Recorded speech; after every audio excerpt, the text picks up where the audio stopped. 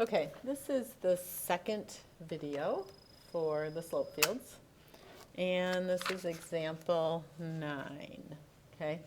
So I mentioned in the other video, they get a little trickier when your differential equation is in terms of two variables like this one. So we might do a table of values for some specific points, but before then, what you want to do is think, where will the slope, remember dy dx is your slope, I mean it's your derivative, but in calculus that's your slope. So it's helpful to think, where will that be 0? Because wherever it's 0, you can put those little horizontal lines like we did here. So the slopes will be 0 along the line. Well, I'm going to do this up here. So I'm going to set the derivative equal to 0, and then I'm going to solve. Well, what I'm going to get is y equals negative x. So along the line y equals negative x, I'm going to have a 0 slope. And then the slopes are -1, so this would be where along this whole line I could put a slope of -1.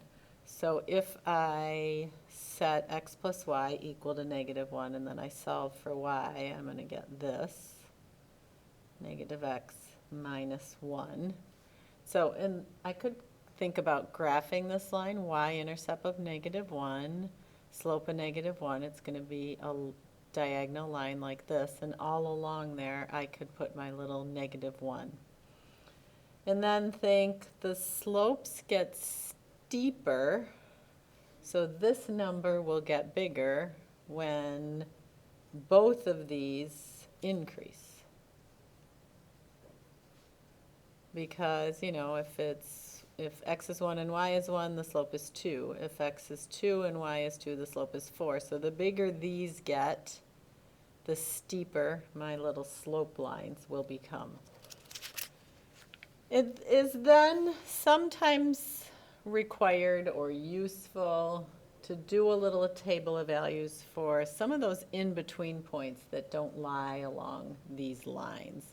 So I started one here. I don't know if these are all the points we're going to need. We might need more, but you can pause the video and stick those in your notes.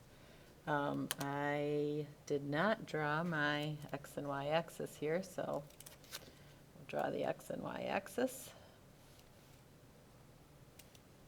It would help if I weren't so particular. All right, now let's first think about what I did here. So y equals x is the diagonal line that splits the coordinate grid diagonally. This way, y equals negative x is the diagonal line that splits the coordinate grid this way. So along here, along the diagonal here, I'm going to put horizontal lines to represent that slope of 0. Okay?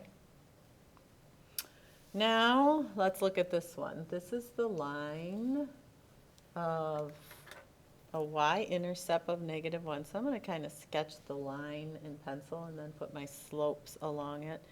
And a slope of -1. So down 1 over 1. Down 1 over 1. So it's also kind of follows this y equals negative x. It's the y equals negative x line shifted down 1. And so along this line, the slopes are all -1. So I'm going to put -1 slopes all along this line. Okay, now I know when x and y get bigger. So as I move to the right and as I move up, my slopes are going to get steeper and steeper. And then sometimes it's helpful just to do a few coordinate points and you'll start to see a pattern. So this is literally when x is 1 and y is 0, so this is this point, the slope is 1.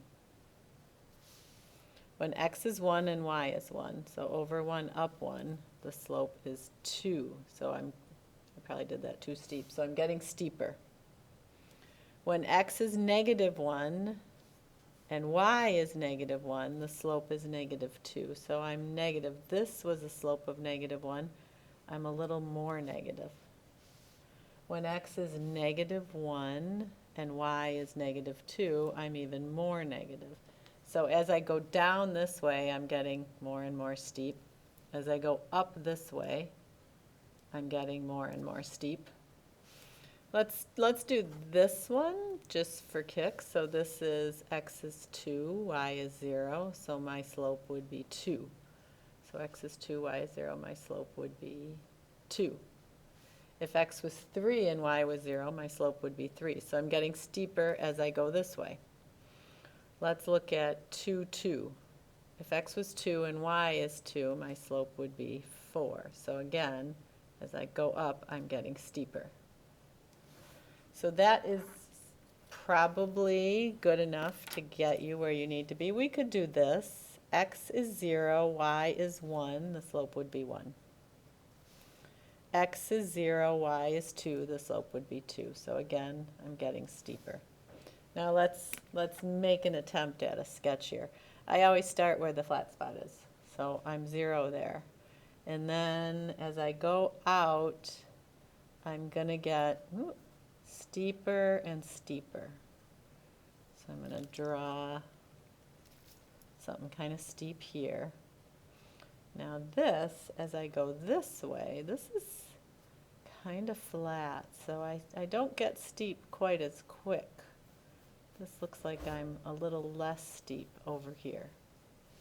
So gives you kind of a rough idea. I could do one here, and then I'm steep. I know I'm getting steeper in this direction.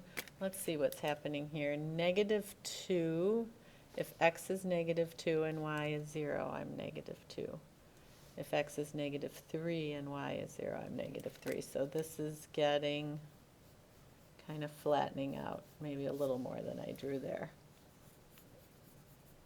So that is, oops, this one's not so great. I think I should have, this one's better. This one, I should have done it steeper here. So that is how these go. These are a little harder on matching and multiple choice, but you want to look for where is it going to be 0, basically. Where is it going to be positive? Where is it going to be negative? That's usually helps you out. So let's see what we're doing on the next one. It says if you are matching a slope field to a differential equation, look for the following characteristics.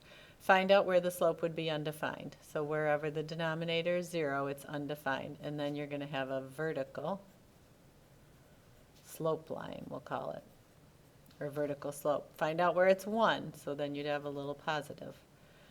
Find out where the slope is 0. So if it's a fraction, if the numerator is 0, then the whole fraction would be 0, so you'd have the horizontal lines. And then, in general, look for positive or negative. So let's look at one of these. So you can go either way. You can look at the equation or you can look at the graph. Now, I'm going to say let's look at this equation right here. So this would be dy dx would equal 0 when x is 0. So if we look at these graphs, here's x is 0, and I have a horizontal slope. So maybe could be A, maybe could be D. Now, let's see where it's undefined. It's going to be undefined when y is 0, because a denominator or a 0 on the denominator would be undefined. So y is 0 is right along here. So you can see this one, it's not headed toward vertical lines here. So it's got to be this one. So this would go with A. This one's probably going to be the opposite. So this one's going to be dy dx would equal 0 when y is 0. So we used A. So when y